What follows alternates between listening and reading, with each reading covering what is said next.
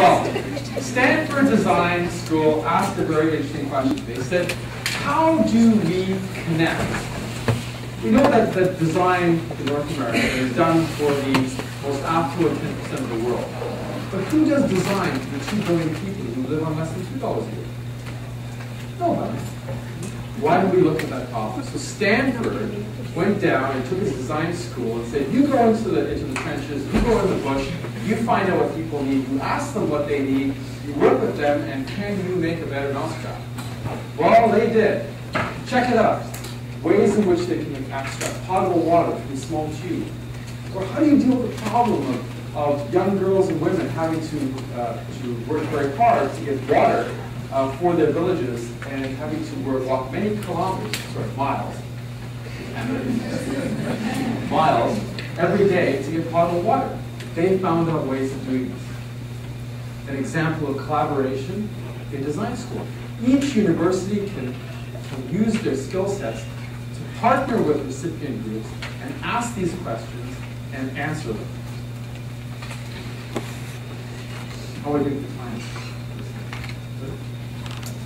So north-south collaboration, south-south collaboration can be facilitated. The enormous opportunities of participatory research.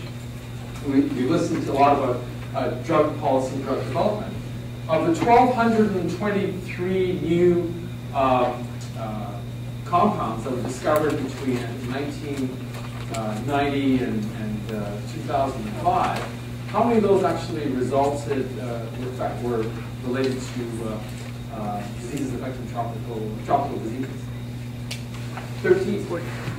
And some of those came from studies of veterinary medicine and in the military. So nobody's doing that kind of research, but there are opportunities to do that. And in doing that, we can affect neglected diseases, such as, I think, at least in Canada, a lot of people don't know that the burden of chronic diseases, cardiovascular, cerebrovascular disease, diabetes, is going to have a huge impact in developing countries.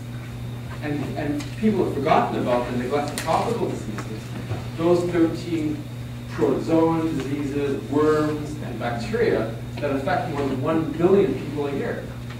They kill 500,000, but their morbidity effects are huge, and they're all eminently treated. We need new drugs and we need access. So as I said before, the centers can be multidisciplinary, they can work, and they can also partner and bring in a new development of NGOs, the private sector, as well as foundations and professional associations.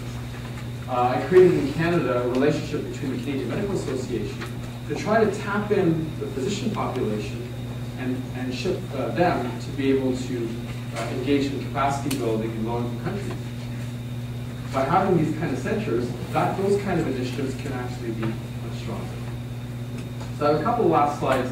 One is you have the CUGH. Those 3 acronyms in the bottom, the Canadian Consortium for Global Health Research, which is a Canadian and partners in Canada and abroad involved in global health, as well as the Consortium for International Health, which is a new consortium of 6 Canadian universities, and 5 major Canadian funding groups, including the Canadian International Development Agency, the International Development Research Centre, Health Canada, and CEDA, Health Canada, IDRC, and the Canadian Institute of Health Research have all got together. So what I hope happens is that this Canadian group can actually work with CUGH, which will expand our ability. And let's also make sure that what should be driven by the recipient country. And lastly, how do we roll this out? Because rollout, I think, is a critical challenge. Why don't we use existing mechanisms? I was speaking to the World Food Program on the maternal and child health issue. Where there's food insecurity, what do you find? Really bad health outcomes, right? Really poor access to basic private health care. But what if we were going to partner with the logistical capabilities and mechanisms that the World Food Program has to be able to build those primary care capabilities in those areas that have chronic disease? We don't need to reinvent the wheel. And they're willing to partner with us to do it. So let's not reinvent the wheel, let's work with what's there. And of course, funding, we obviously know we need to build a fund of $15 billion extra a year. Where does it come from? one of the untapped resources, and I was speaking to a number of docs at lunch, the private sector. I think we need to give them an offer they can't refuse, right? That is in their best interests and their triple bottom line to have a healthy workforce, as the mining companies in South Africa found relatedly. Why don't we actually try to work with them and say, you will get better productivity if you help us and work with us to invest in access to primary health care, particularly in rural areas. At the end of the day, though, that's our goal, right? Saving 9 million lives and ensuring that people in the most impoverished parts of the world will enable them to be able to have the same opportunities that we've been so lucky to have. Thank you very much, ladies and gentlemen.